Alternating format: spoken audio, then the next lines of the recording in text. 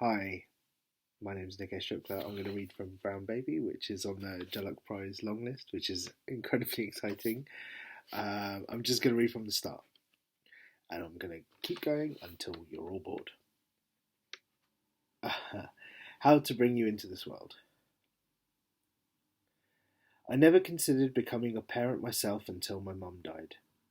I'd like to think there was a moment when the switch flicked on, or the force field came down, or the upgrade happened between the hours of 1 a.m. and 4 a.m., plugged into a power source, Wi Fi switched on. It was nothing like that. Nothing dramatic happened. There was no tearful staring out over a field of bluebells, no Proustian cake-chewing revelation, and no need to cement my legacy. You didn't appear to me in a dream. I didn't read a saccharine poem about inheritance. I didn't hold a friend's baby and suddenly have the final chorus of Barry Manilow's "Looks Like We Made It" erupt in my head. You just arrived. One minute your mum and I were getting drunk at Christmas, and the next there you were in my arms, asleep.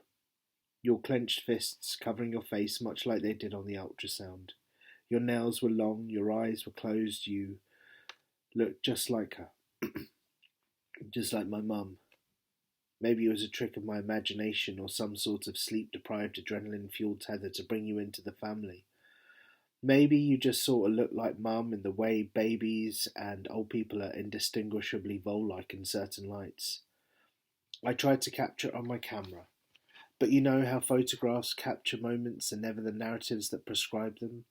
Some photographs lack intent, others capture fragments, and only you can zero in on the history of that moment. Everyone else can just see the vole baby with her claws over her face. I look at it now, and that picture of you looks like you and not like her. My mind was playing tricks on me in those early moments because when I first took in your face, all I could see was my mum. It was like she was alive again and I was whole. The quick camera phone photo I took when I checked it hours later on the toilet, because this was the only sanctum left. How wrong I was, I have no sanctum. In the maelstrom of your first day on earth, where I could justify looking at my phone, it looked nothing like what I thought I'd captured. It looked like you, and not her. The photograph was of your face, a new entry, something I'd not seen before, someone I'd not met yet, a stranger. And yet, when I walked back into the bedroom and saw you asleep on your back in your own mother's arms, the only light coming from the landing, I saw it again. I saw her in you. Were you her reborn? I shook the thought from my head. How could I project onto a baby the blankest of canvases my own grief? How unfair. And when you cried, I took you in my arms and went into another room. I stood in the window and swayed from side to side. The curtains were open, and I looked out into the windows of the flats behind our house. The man with the beard was washing up, as he always seemed to do. In the room below him, two people I had not yet seen before were holding on to a bowl and moving it in a slow, ceremonious circle between them.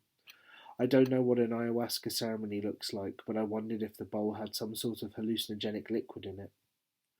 The guy who had his window open every single year for every single day, all year round, for unknown reasons that drove me crazy with speculation, had his window open. I say none of this so you think I'm a creep who spends his time staring into other people's homes.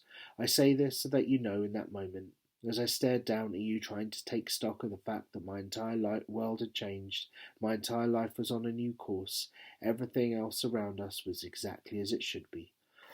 The world continued to turn and not move to the beat of just one drum, and that grounded me.